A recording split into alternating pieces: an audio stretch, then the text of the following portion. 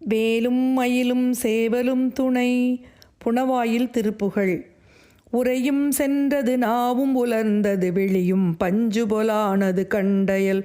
உழலும் சிந்துரு பால்கடை நின்றது கடைவாயால் ஒழுகுஞ்சஞ்சல மேனி குளிர்ந்தது முறிமுன் கண்டுகை கால்கள் நிமிர்ந்தது உடலும் தொந்தியும் ஓடி வடிந்தது பரிகாரி வரவொன்றும் பலியாதினி என்றபின் உறவும் பெண்டிரு மோதி விழுந்தழ மரல் வந்திங்கெனதாவி கொழுந்தினம் இயல் தோகை மயிலும் செங்கைகள் ஆறிரு தின்புய வரை தொன்றுங்கடி மாலையும் இங்கித